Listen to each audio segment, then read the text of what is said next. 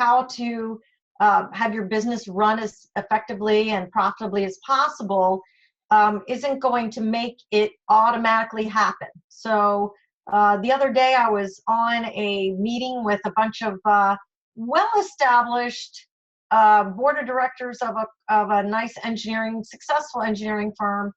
And all of them said to me, I already know a lot of this stuff. But when we dug deeper, we discovered that even though they all knew a lot of things, they weren't doing them. And so my goal in life is to try to help you actually implement what you learn.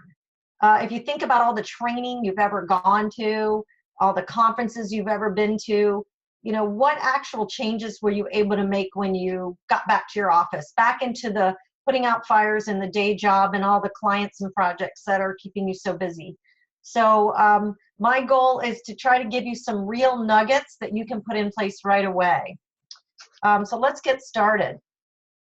Our goal today, I always like to have goals. And so no matter whether it's a 1-hour meeting or a 2-a-day profitability summit or whatever it is, you should come prepared to have some goals if you're going to work with me. So one goal is to figure out how we can get 1 to 5% more profit of revenue, 1 to 5% more profit out of your revenue in 9 areas of your business. And for many of our clients, it could be much more than that. And hopefully it will be. We're using that worksheet that Leanne was talking about. We're going to evaluate your business management practices, and I will give you a little bit more guidance on that in a few minutes. Discover, what do your technical staff and PMs, what do you need to do with them to get them to a place where they're actually following the best practices? Because you may have put some policies, processes in place, and people aren't following them. And why is that? And what can you do about that? And then my goal is at the end, you are going to have at least a preliminary plan. You're going to know what you want to do next.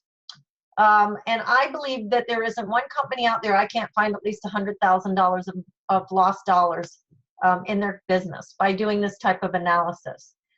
And as Leanne mentioned, I'm going to take about 1 minute at the end to tell you what we do, what I do, and how I've been so successful in helping clients find that 100,000. I'm going to give you an opportunity to talk with me and see if it makes sense for you to work with us or not.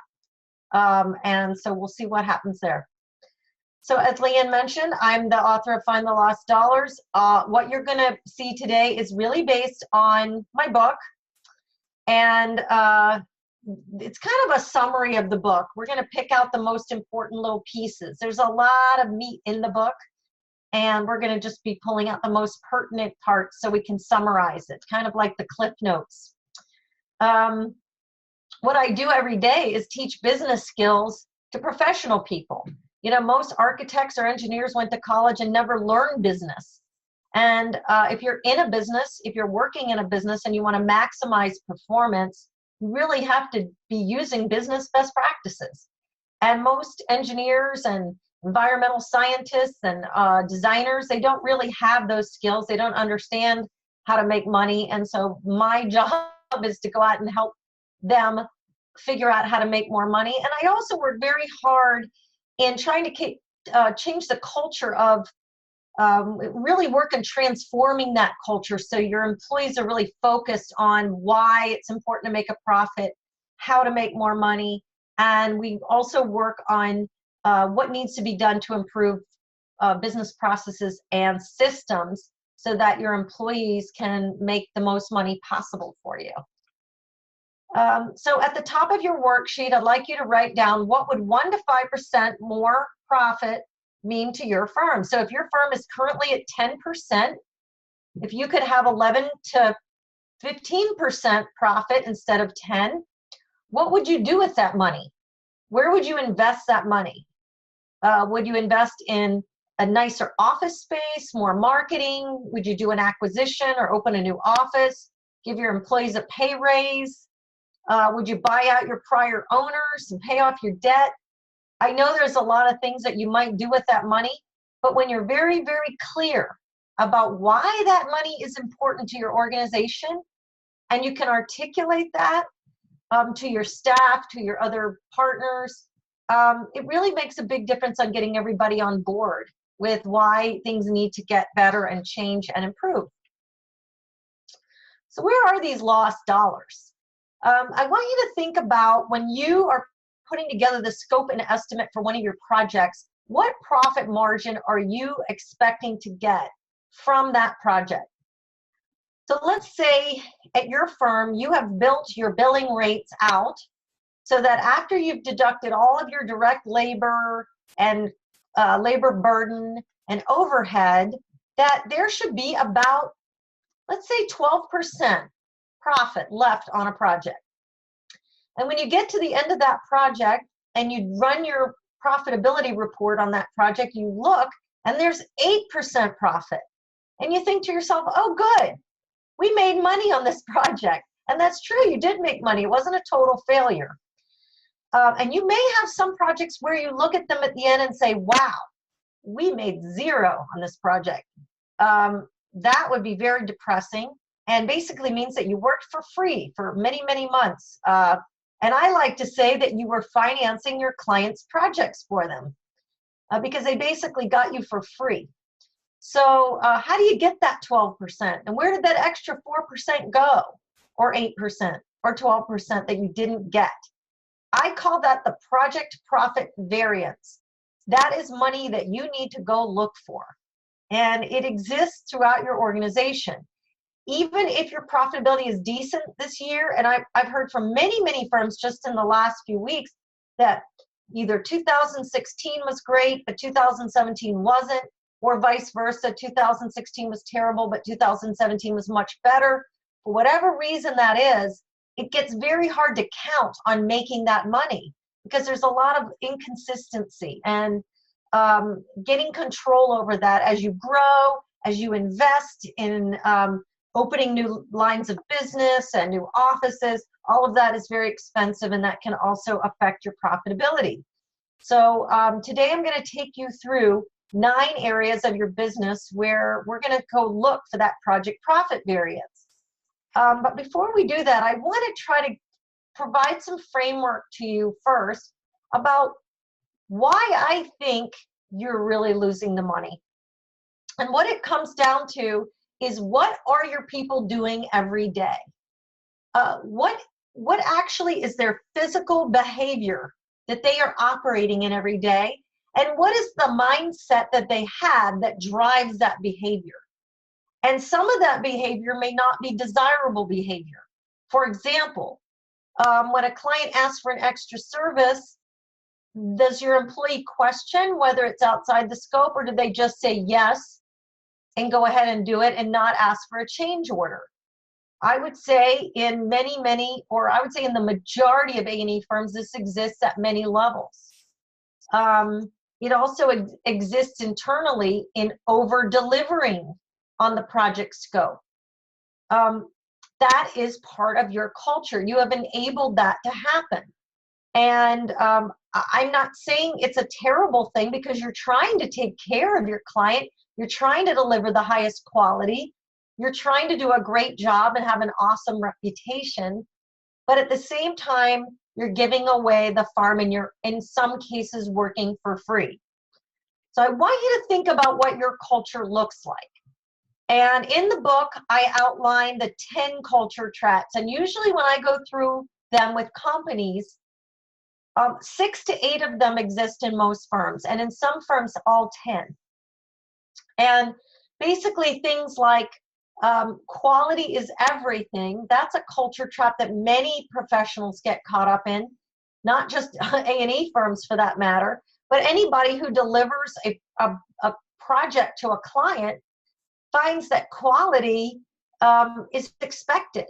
But in many cases, your client can't afford the level of quality that you would like to deliver. And so you deliver it anyway, and they don't have to pay for it. Sometimes when you look at the words, if you go Google your firm, go to your About Us page on your website and look at the words you use to describe your company. All of those values and words that you use, they drive your employees' behavior, and what becomes acceptable every day. So I really want you to think about that. Is business acumen part of your company's values? Is managing tight scope or having financial responsibility or being profitable part of your company's values? And when they become part of your company's values, you will find that your employees behave differently, and they will behave in a way that helps you maximize not just your profitability, but also your client success. So we're going to look at that a lot more as we go through this. So in the book, I'm a big believer in keeping things simple, because your employees don't have a lot of capacity to focus on a lot of moving parts. And so if you're developing a scorecard for your company, if you're developing a set of reports that you want to try to work with your employees on, I recommend you focus on these 3 key metrics. The only other key metric that you might want to focus on is your cash flow, or your days sales outstanding, your collection capability. But all 3 of these metrics deal directly with profitability. The more projects you win, and the more good projects you win, by the way, the more your employees will be utilized. The more your employees will be utilized, the lower your overhead rate will be, and your profit margin will go up. So they're very, very tied together, but there are different behaviors and different best practices that you have to put in place to maximize each one of these 3 key performance indicators. So we're going to be looking at those in terms of evaluating how your company is doing. So I want you to get your worksheet out, and I want you to be as honest as possible in grading your company on a scale of 1 to 10. 1 being terrible, you really need to fix it. It's broken, it's not working. 10 would be, it's perfect. There doesn't need to be any improvement whatsoever to it. And I will tell you, in the many, many years of doing this, I have never had a client that had all 10s. In fact, I actually believe that if your scores are somewhere in the middle, in the 6, 5, 6, 7, 8 range, there's a lot of money to find. And so don't look at it as negative. If you have to give yourself a poor score, look at it that, yeah, I have some work to do, but there's a lot of money I'm leaving on the table that I can get back. And hopefully I'm going to be able to show you how to get some of that money back. So first of all, think about your sales practices. First of all, in the A&E industry, sales often becomes a dirty word. And your engineers, your architects, scientists, they're definitely afraid of the word sales. They actually picture in their mind this, used car salesperson that's going to put a lot of pressure on them and probably lie to them in order to get a deal. And so when they think of sales, they don't want to do it, because they think that you're asking them to lie. I like to change the paradigm, because most of your sales activities are probably being done by seller doers. These are engineers or architects or scientists that really don't know anything about sales. And so if you change the paradigm for them, you can get them in a different place in regards to wanting to deliver on better sales practices. So focus on your seller doers. And think about whether your company has a sales process. A sales process is a series of steps that successfully take them through managing a lead and an opportunity so that you have the highest chance of winning. And the paradigm shift that I'm referring to is, if you think about what happens before you win a project, a lot of what happens is really trying to understand, what does our client want and how am I going to deliver that for them at the right price? That is part of the project. That is not sales. And so you have to change your seller doer paradigm to get them focused on that this is part of the project. You don't get paid for it, but it's part of the project. And it's, in my opinion, one of the most important parts of the project. Because if you don't do a good job understanding what your client wants, you're not going to be able to come up with the right scope and price. So a well-defined, a documented sales process, and by the way, don't give yourself a score till we explain, go through each of these slides, because I want to make sure you have a very clear picture of what a 10 would look like. In a perfect 10 world, you would have a clear process for identifying where your leads are coming from and what to do with them when they come in the door, how to put them into a client relation management system, who's responsible for that, what fields do we need to update, and you know what, should we even decide whether we're going to go after this project or not? And that's probably one of the most important steps, because the reason your competitive win rate might be low is because you're going after projects you absolutely cannot win, and you're wasting tons of money on doing proposals you're not going to win, or proposing on projects that if you do win them, you're going to lose money. So I want you to think about that. If your win rate, and I'm talking about competitive win rate, not your letter proposals that you know your clients are just going to sign. I'm talking about competitive RFPs that you are bidding on. And I want you to think about what your win rate is. So let's say the average, I believe, in the A&E industry is about 35%. It's actually much lower for public work because there's so much competition and it's so hard to win. And very often it's based on price. But if your win rate is 35%, that means you're wasting 65% of the dollars you spent on proposals. And I don't know how much money that is for you, but it could be a lot of money. So just think what it would mean to you if you could increase that win rate 5 or 10%. It could be hundreds and hundreds of thousands of dollars or millions of dollars if you're a large firm. So give your company a score 1 to 10 on how well your seller doers follow a scripted and detailed sales process and follow a go, no go in order to select the projects you have the highest chance of winning.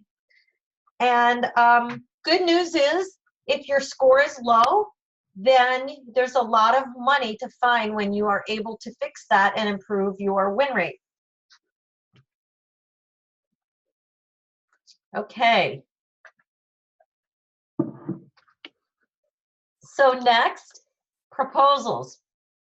Now, proposals are related to your sales process, but there are specific issues that come out of just doing the proposals. And there's really two primary issues that I see the most. One of the very big issue is that all the data that you have about your people and their resumes and your project descriptions and all the things that happen with your project experience, they're not well documented. They're not in a database. They're not easy to find and search for. And so a lot of time gets wasted looking for information. If you've ever had a situation where you're walking around the office asking questions, who worked on this project? What did they do? When did it start? When did it end? What was the construction cost? If you've ever had that situation, then that's because your data is not well organized and it isn't easily accessible.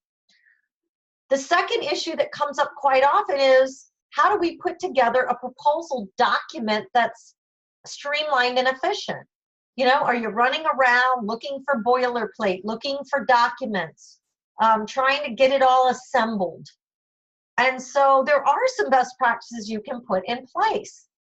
And again, give yourself a score after we kind of go through these a little bit. Number one, make sure that go, no-go process is being followed.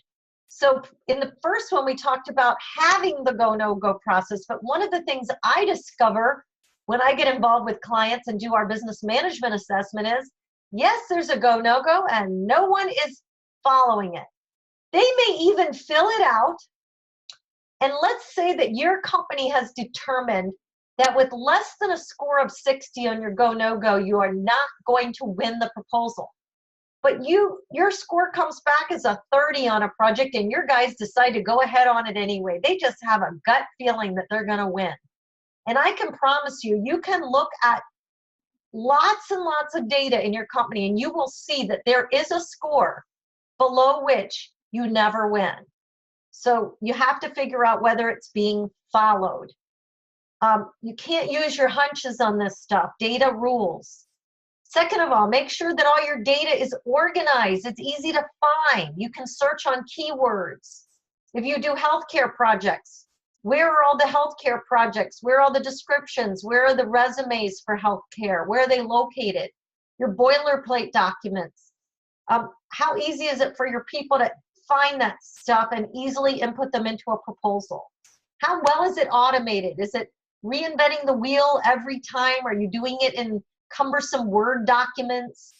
Or is it well automated? And you know, you can really take the time to go through and analyze your proposal process to look for the inefficiencies. And I'm sure your employees who work on proposals will be happy to tell you what those are. So give your company a score, 1 to 10, on how well streamlined your proposal process is and the management of all of your data and experience. All right, next we have estimating. Estimating hopefully is not like shooting in the dark, but for many firms, the people who are doing your estimating have varied levels of skill and varied practices that they follow in putting estimates together. Your estimate is probably the most important thing you do in your project, because it's where you have to sit down and really, really think through, what is it going to take for me to deliver this project and meet all the expectations our clients have and still make a profit. And what happens, what I see happening in many, many firms is, one, they're going too fast. The client's asking for quick numbers, they give it to them way too fast without thinking it through. There isn't enough thought being given. They're leaving things out of the estimate. They're really important, like how many design drawing reviews or meetings and things like that. So there's a lot of bad practices happening with your estimates. And I can guarantee you, if you have a bad estimate, you're going to have a bad project, and you're going to probably lose a lot of money on it. So there are definitely some great best practices for winning estimates. What questions are you going to ask your clients so that you can make sure you really understand what they want, what they need, what their expectations about level of quality is? What rate should we be using? And work breakdown structure, the phases and tasks that are going to go into the estimate. What's missing? You know, did we include everything that we need to include? If there's things that your client, are there things that your client thinks are going to be included, and they're going to make assumptions, and then you're going to get into a big hassle with them later on because they're expecting something and it wasn't clearly delineated that it wasn't included? And, you know, what is the approval process? So give your company a score, 1 to 10, on how well you're doing your estimating and your people who are working on your estimates. And I see some stuff coming in the chat. You know, I think I'm going to wait until the end to answer the questions, because I want to keep moving and make sure we have enough time to get through all the material. But there's some really good questions coming in, and I do want to get to them. I will stay on as long as I need to today to answer everyone's questions. So keep putting them in the chat, and I'll be happy to get to them as we go along. So give your company a score 1 to 10 on your estimating. I promise you, if your score is not at least an 8 or 9 or 10, there's a lot of money to find.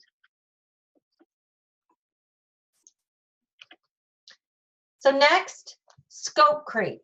Almost 100% of companies that I speak with have some form of scope creep. Some of it comes from your clients asking for things that are not included in the scope.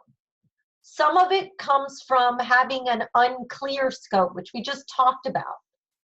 Some of it comes internally by over-delivering. In other words, you budgeted 20 hours to do something and it took 40. And that's your fault for not clearly communicating to your staff how many hours they have to get the work done, or just continuously letting things take too long. So this happens in almost every firm, and the more that you can reel that in and really control it, the better off your company is going to be. And there aren't just a few things that cause scope creep. There are many, many, many things. In our Find the Lost Dollars program, we address 10 to 15 different things that are contributing to scope creep, from way before the contract is ever signed to how you manage the project, to how you track it and bill it and collect it. There's just so many things that go into scope creep, but I just wanted to give you a few things that you can think about in terms of your scope creep. And if you have scope creep, there's a lot of things you can do to make it less of a problem. Number one, have clear-cut policies and language in your company about what happens when there is a change request from your client. If your client asks for extra services, what are your employees supposed to do? If you don't tell them what they're supposed to do, then they're going to do what they want to do, or what they think they should do, or what they're not afraid to do. Do you have forms and client approval processes in place that clearly give your employees clear guidelines about how to handle a change order? Are all your approvals always in writing? It can't be just, someone's on site and they say, can you do this? And you go, oh, sure. And then you just do it. And you think just because they asked you that they're going to pay for it. And that's not always the case. Are you tracking it? Are you tracking extra services so it's easy to tell? Or if you see a lot of write-offs on your billing, that's usually a sign of one of these things happening, or a poorly defined scope. And one of the things that you can do, and I do this all the time with our clients, is role playing. It's very, very uncomfortable to ask a client for money, whether it's with scope creep or collections. Very often, your project managers get put in a position where they have to do something that they just don't feel comfortable doing. Because of the culture trap of always keeping the client happy, they believe that if they ask the client for money, they're going to be unhappy. And there are best practices for how you ask for money. There are ways of doing it that are easier. And the more you create a framework within your company and train them how to do that, the easier it's going to be to manage. So give your company a score 1 to 10 on scope creep.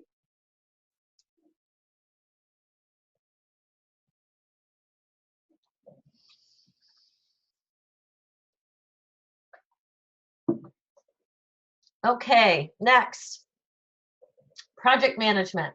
I want you to think about what happens in the project life cycle. You start a project, you're planning that project, you're doing a budget for the project, you start executing, you're assigning resources and people and subcontractors to the budget. Then you've got to keep monitoring and controlling your costs. What are people charging to the project? How many hours do they have to get certain pieces of work done? Do you have the right people on it? And then finally, you're going to close that project out, and you're going to assess how much money you made or lost on that project.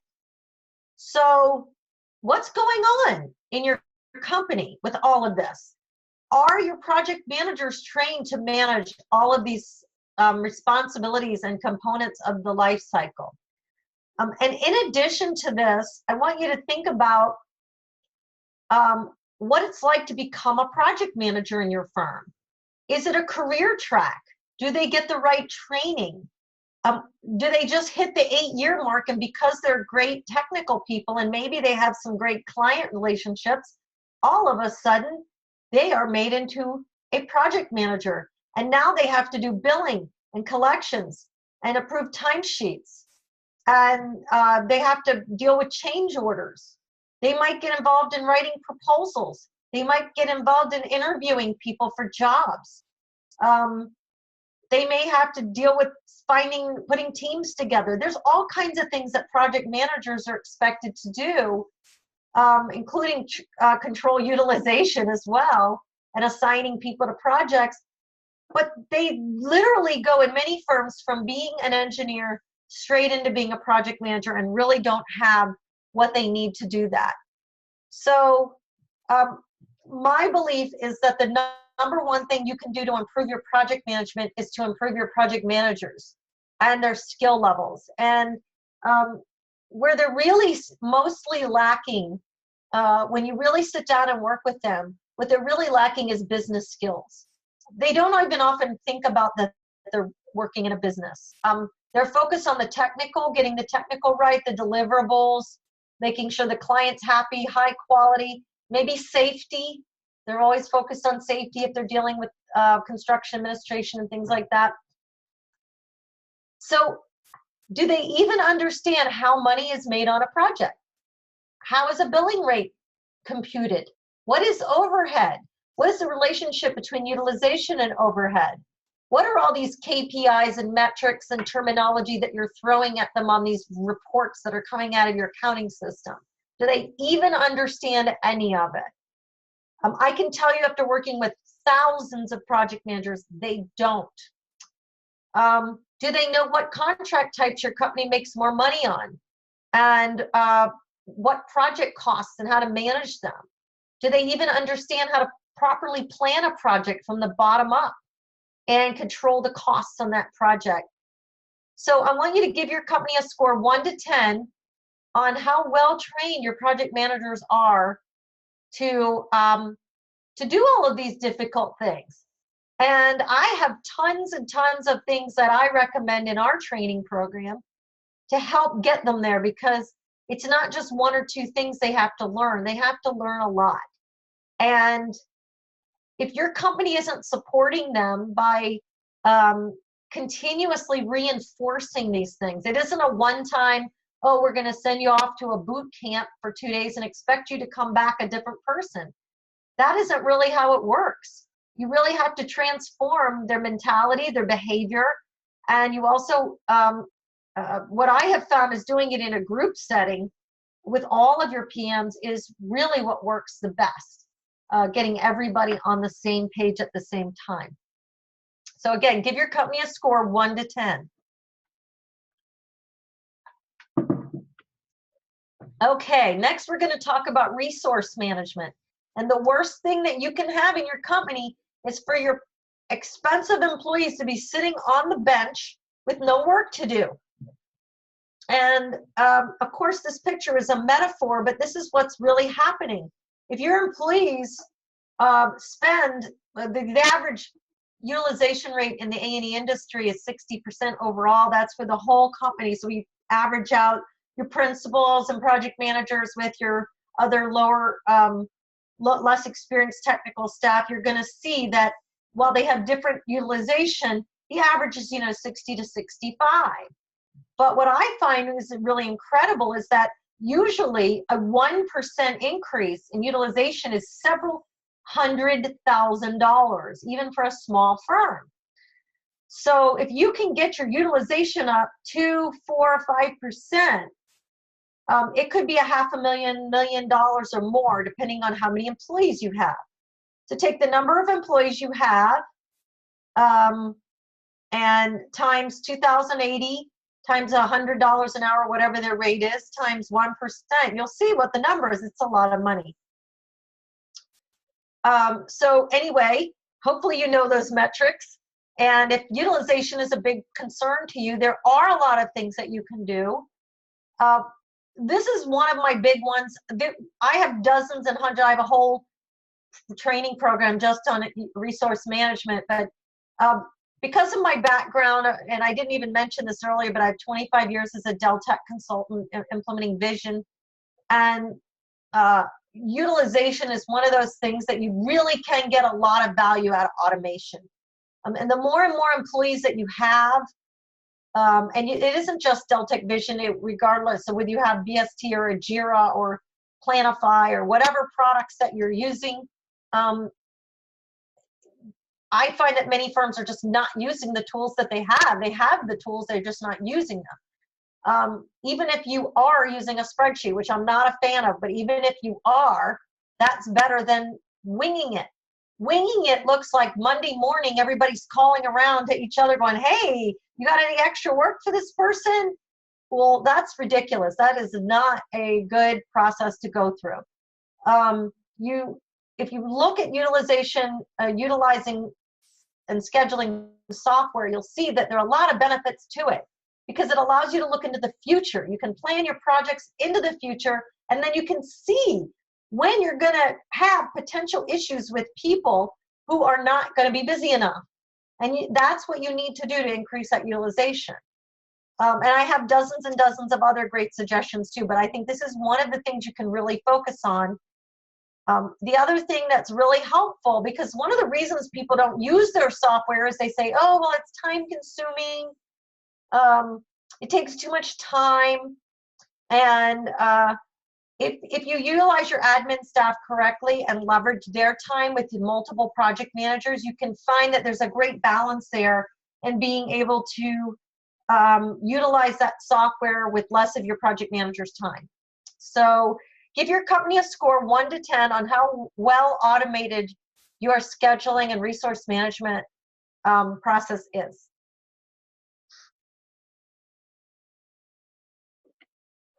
Okay, best practices for cash flow. I'm going to say this really clearly. If your clients are not paying you within at least 30 days, you are financing their projects. You are going out and potentially having to borrow money or use the owner's money to pay your employees for the weeks and weeks and possible months and months that your clients aren't paying you. That money has to come from somewhere. And so the cost of that borrowed money can be really tragic to a business. You know, back when the recession hit, I had 2 clients, both of them were civil engineering firms. Both of them had around 100 employees and had been in business for, wow, probably 50 years. They both went out of business during the recession because they had $1 million or more in accounts receivable. So if you looked at their accrual basis financial statements, those are the financial statements created based on billing. They were doing great. They were billing and billing and billing their clients, and it looked like their revenues were really high. But on a cash basis, their bank account was empty because the clients were a lot of land developers and you know, people like that were doing a lot of residential work at the time. And those projects went under, and because they had not been diligent about following up on their receivables and staying on top of them and allowing their client, they just kept doing the work without getting paid. Both of them went out of business, two 100-person firms. That's tragic, and it was very upsetting. So there are some things you can do to improve your cash flow. Cash flow is an issue for you. You need to look at the cash cycle. The cash cycle starts with your timesheets, right? Because if your employees don't do their timesheets, or they do them wrong, or they don't submit them on time, then it takes longer to chase them down and get them updated and your billing out the door. So if your billing takes longer to get out the door, that gives your client an excuse to take longer to pay you. If the accuracy is an issue, then a lot of things bad can happen. One, your client doesn't trust you anymore because you sent them bad invoices, or maybe it's taking you 2 weeks to make all the adjustments at the end of the month. Daily timesheets will solve a lot of these problems. And really what daily timesheets come down to is holding your employees accountable. And if holding your employees accountable is a big issue, then that could be primarily one of your key focus issues for getting all of these things done. All of them. And I see we have a question about accountability, and don't worry, Patricia, I will address it at the end because it's a big question. So don't forget, give your company a score 1 to 10 on how well you manage cash flow.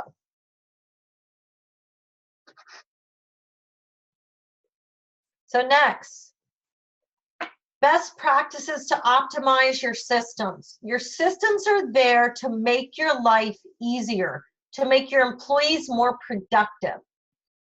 If your employees are spending a lot of time running around looking for things, if there's multiple databases, if there's redundant data entry, if there's tons of spreadsheets, or if everybody is doing everything their own way in their own systems, then that can cost your company a ton of money. If you can save your employees 1 hour a week, and I challenge you to calculate what 1 hour a week is for your firm. If you have 50 employees at $100 an hour, and you can find them additional 1 hour a week of productivity, it's a ton of money. And I think it's $250,000 or something like that a year, every year, for 1 hour a week. And a lot of employees will tell you they are wasting more than an hour a week because of the systems in the company. So what can you do about that? You need to have an intentional evaluation of what is going on every day. You need to know that. Where are people wasting time? What are they doing that's wasting time? Is there 20 different client lists and people are looking around and can't find the information?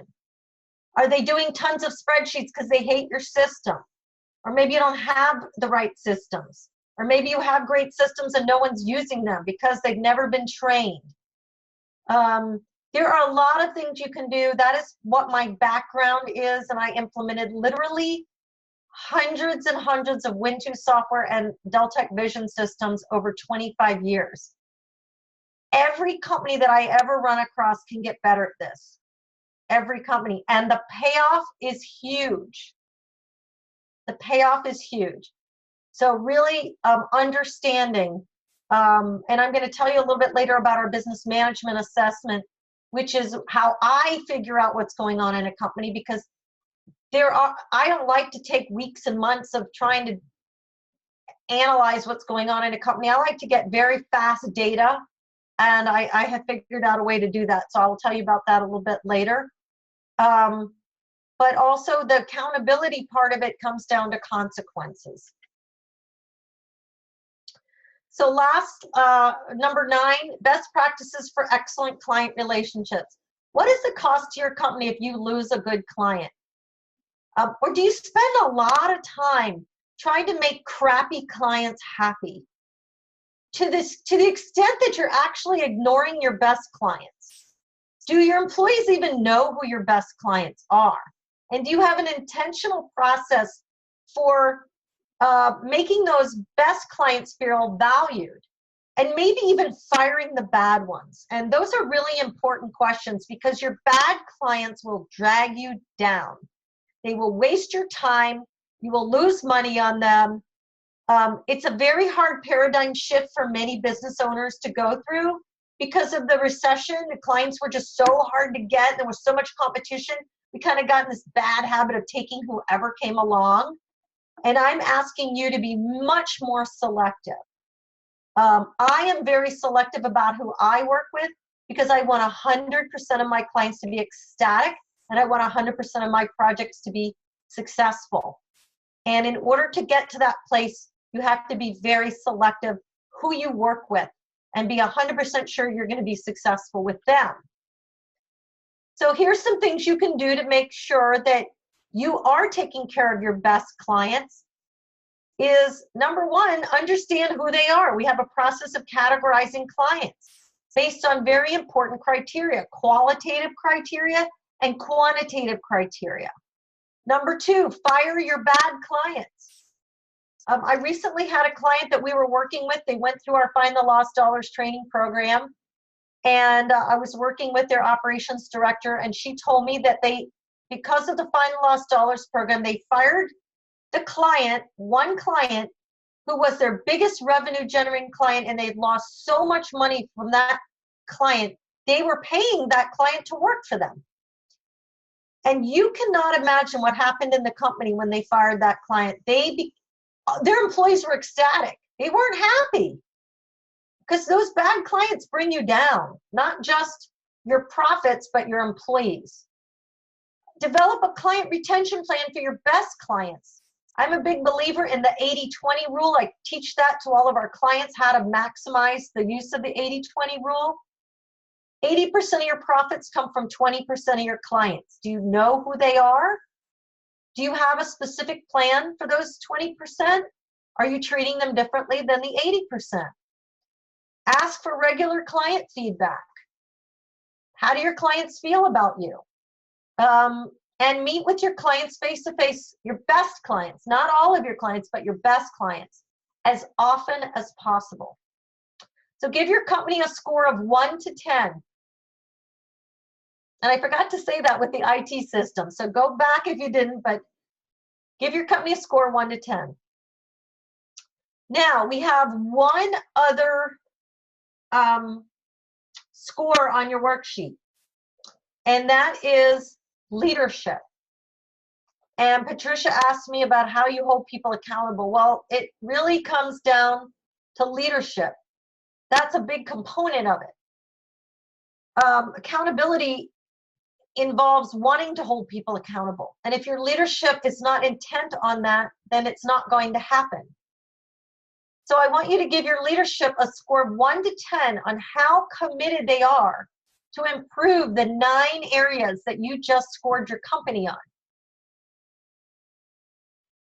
How committed is your leadership to making the improvements and improving your people, your processes, and your systems so that you can find many, many, many lost dollars? If the answer isn't 9 or 10, then that may be where you need to start to find your lost dollars. You got to get your leadership on board. By the way, I'm really good at that. And you know how I do it? I show them the money. I show them the money. It's kind of undeniable. If your profits aren't where they should be, and we can find that money, most leaders will sit up and listen to that. All right, so I want you to add up all your scores.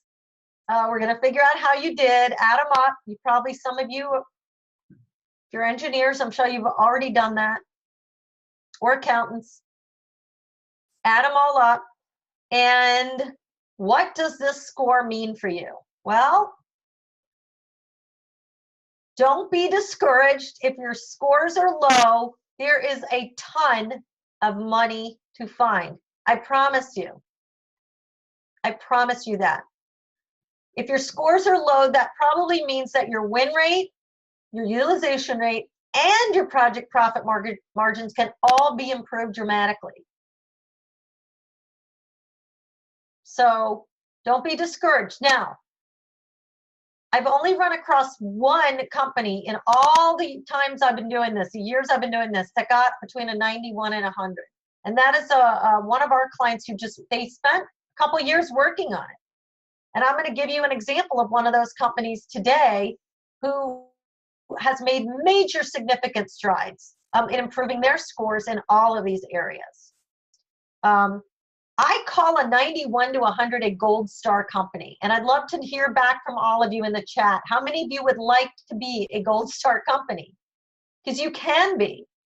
And it takes significant focus, but it's very, very doable. And I have all of the tools and templates that you need to be successful. So what are the 6 steps? In my book, I write about the 6 steps. The first step is know your dollars, know your money. What is your win rate? And that means competitive win rate. What is your win rate, your utilization rate, and your project profit margins? And actually, if you can slice and dice those, that will give you even more information. So maybe your win rate by market sector, your project profit margin by type of project. There's a lot of ways of slicing and dicing your metrics that can give you significant information about what is going on in your company. Number 2, understand where the big dollars are.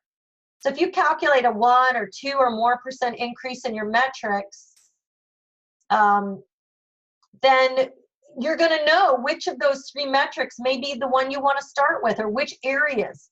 Kind of like, what are the dollars? What should your goal be for going through a find the lost dollars process? Number 3, do a business management assessment. This is where you analyze your business in much more further depth than what we were doing today. We were scraping the surface. It's all we can cover in an hour. But I have come up with a very fast way to do it. I'm going to show you that in a minute. Outline your goals. So after you've done the business management assessment, you're going to see clearly what areas need to be improved. And then you can start to decide what are the most important things you need to do and what should your next steps be. And then number 5 is to implement some actual improvements and changes in your business that are going to make the biggest impact on your profit. So it really comes down to not trying to do everything, but prioritizing the things that are going to have the biggest impact. And the problem with number 5 is that implementing is where many people get stuck. And it's actually why I'm having the AEC Profitability Summit in Miami in March, is because a lot of our clients get stuck on implementing. And they have lots of great ideas. They know exactly what needs to be done, but they have trouble. They don't know where to start. They don't know what order to go in. They don't know how to cut the process shorter to make it more streamlined. They don't know how to test it and roll it out so to make sure it's effective. So implementing can be a little bit difficult. If you ever implemented a CRM system, then you know it sounds easy, but it isn't. And then number 6, measure and monitor metrics and implement systems of accountability. And this is really what accountability is all about. Accountability is about setting goals, measuring how things are going, monitoring your metrics on a very frequent and regular basis, sharing all of that information with your people, being very transparent, and implementing a system of accountability where there are incentives, rewards, and consequences for not complying. So let's talk about this a little bit more. Calculating your metrics. We have a Find the Lost Dollars calculator on our website that you can go to, and you can put your numbers in and calculate your key metrics. And you can see for this firm that has 100 people, a 1% increase in utilization is around $250,000. A 1% increase in their win rate is about $407,000. It's a lot of money. Next, we have the business management assessment, where we assess your business in 9 areas of your business, and you get a score of green, yellow, or red. There's a lot of data that you get behind this. It shows you recommendations for improvement. This is a survey you send out to all your employees, and they give you anonymous scores on each of the areas you just scored, but there's 160 questions instead of just a few questions.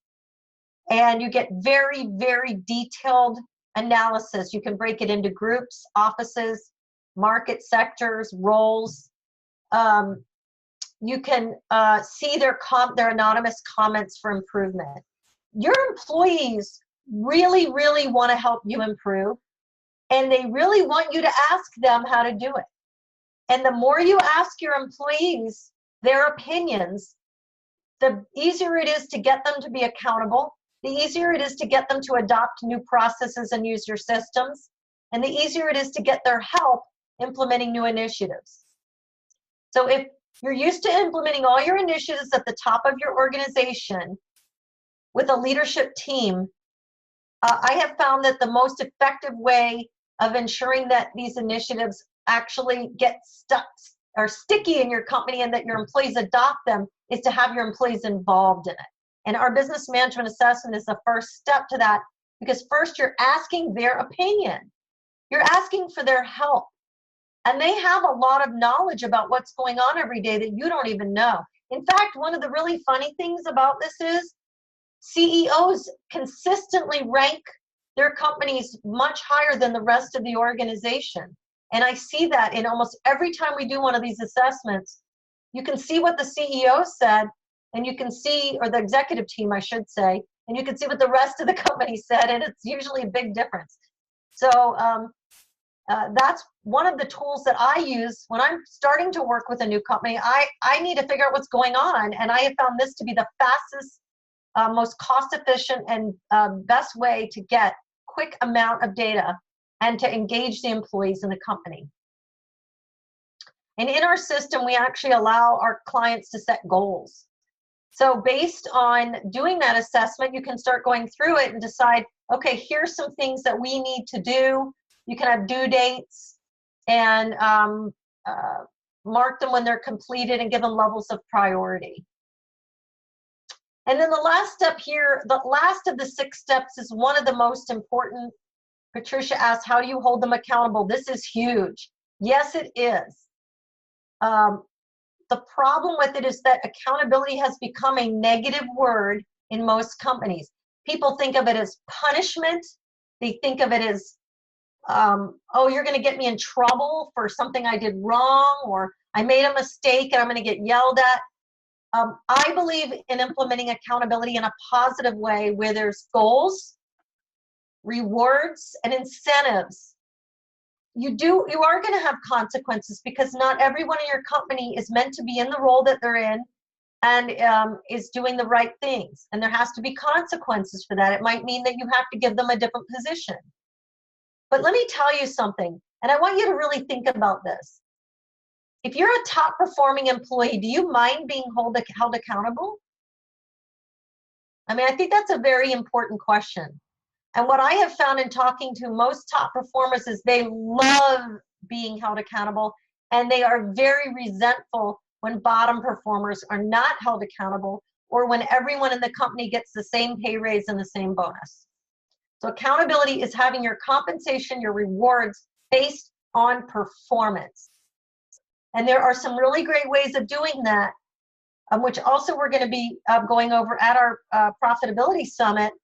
There's some great ways of doing that so that you get the right behavior from people, because you don't want to reward the wrong behaviors. And so there's a lot of things that you have to figure out there, but it really makes a big difference. So I want to tell you about one of our clients, Hillmann Consulting. They're a 120 employee environmental consulting firm headquartered in Union, New Jersey, and they have 10 offices. And I've worked extensively with Hillmann over the last 10 years, and I consider Hillmann one of our great success stories. I want to tell you just a little bit of them. They had some really deep challenges a few years ago that we were trying to help them meet back in 2014.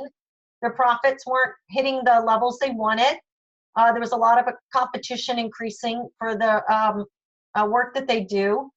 They were trying to expand and do some new services and locations, and when you start hiring a lot of new people and opening new offices, it's very expensive, and a lot of things can go wrong.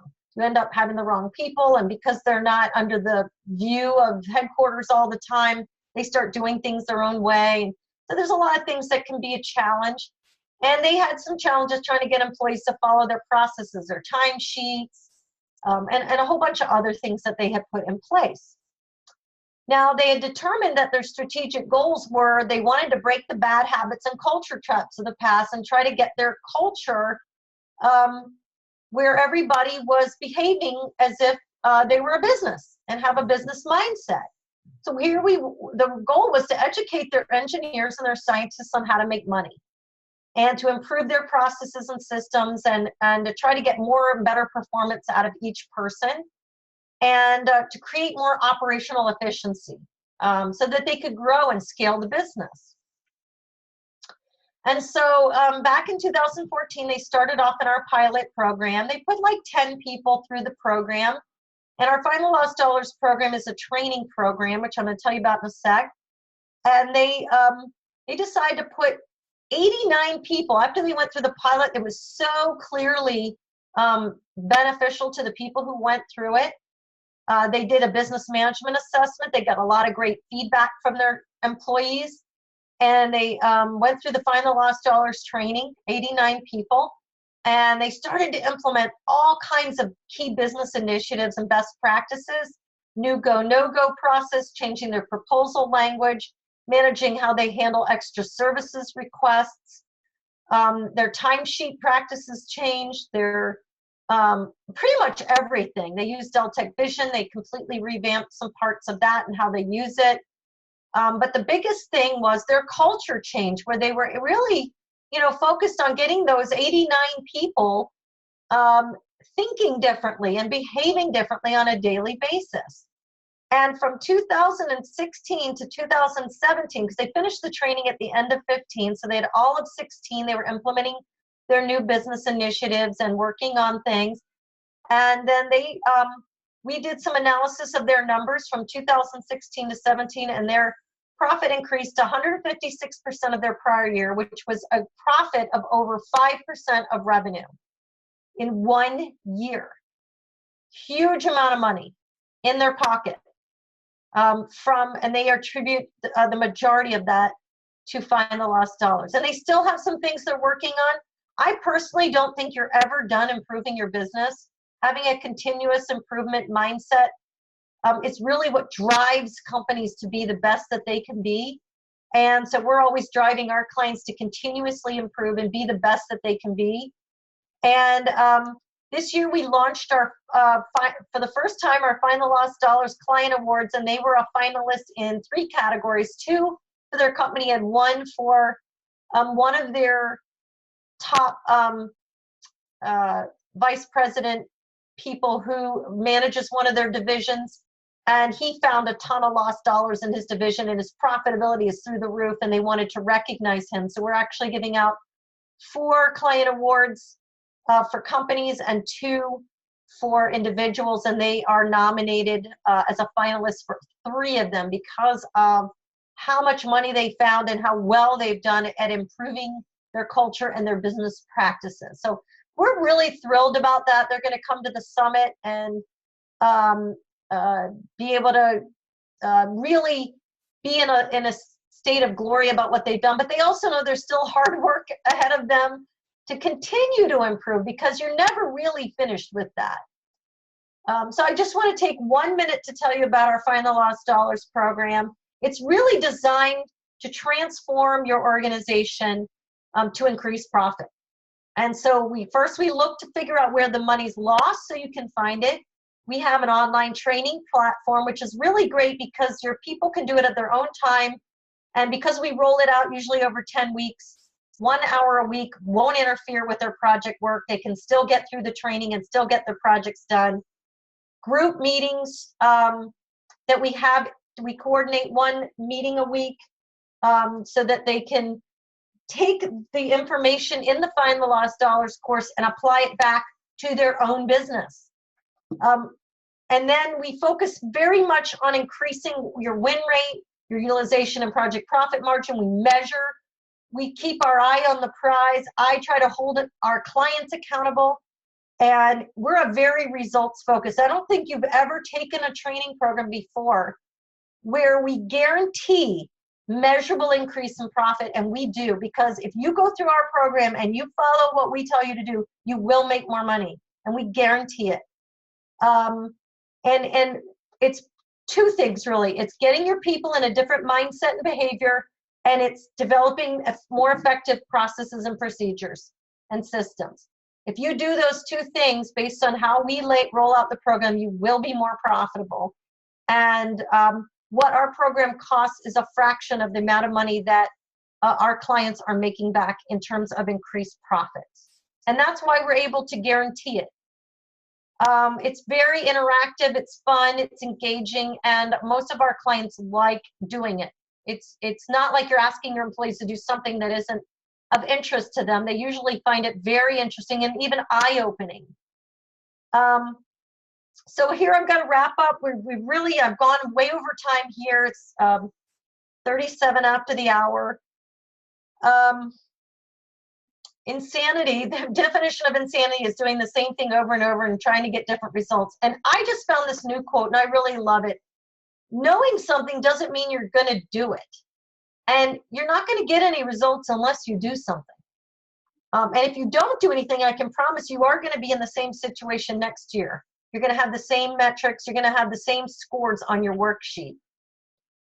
So my offer for you today is to let me help you It's no obligation, 30-minute, what I call a profit analysis. We're going to look at your worksheet. We're going to talk about what your challenges are, figure out what your 3 main challenges are, and I will give you my recommendations for how to tackle those. You will walk away with a preliminary action plan. And I know that some of you are leaking profits. There is money to find. And if you have set goals this year to improve your business operations, then that's why I have created all of this. I can't solve your problems in a 30-minute call, but what I can do is give you a few recommendations of where to start and what's going to save you time in implementing the 6 steps. I don't want to try to sell you anything on the call. In fact, there's not going to be anything that you can buy from me on this call. Part of the reason for the call is for me to determine whether you would be a good client to work with us, because I offer 100% money back guarantee, and I've never had to give anybody their money back because I've been successful with every client that I work with. And if I think I can help you and you want to know how, I'll tell you. And otherwise, you at the end of the call, you can just do nothing and live with the status quo. You can decide to try to fix it yourself. You can hire somebody else to try to help you fix your problems, or you can ask us to try to help you. And I will be very, very honest with you in telling you whether we're going to be able to help you or not. I do not want to work with any clients I can't be completely successful with. In fact, all of the companies coming to our profitability summit, I'm meeting with for 30 minutes to have them set goals, because I don't believe you should ever go away for 2 days and do a retreat or a conference or a training program without really understanding what your goals are. And so I want to make sure that everyone who comes to our summit is extremely knowledgeable about where their company is at and what they need to accomplish. So if you're interested in this, please go to aecbusiness.com/profit-analysis and set up a meeting with me. And we will be asking you a few questions about your company so that I can see if I can help you. And that's it for the day. Patricia asked, will you get a copy of the PowerPoint?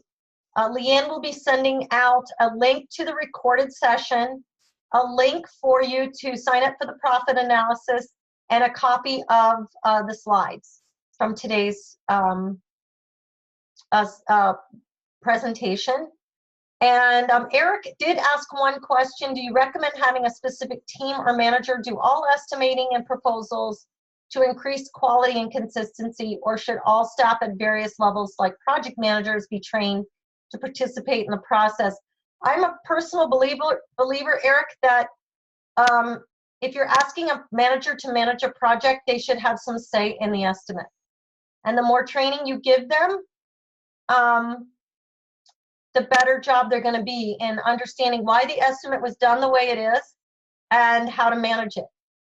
And Ken said, looking forward to Miami. I'm looking forward to meeting with you in Miami, Ken. And if anyone else is interested in the Profitability Summit, Leanne will also include a link for you to learn more about the program there and see if it's right for you to join us in Miami, March 18th to the 20th. I would love to work with you if it makes sense, and I hope to see you in Miami if that's what makes most sense for you. In either case, I hope this webinar has been extremely valuable for you today and you learned a lot. And if you do want to go over your worksheet with me, please sign up for a 30-minute call. Look forward to talking with you. Thanks so much, everyone.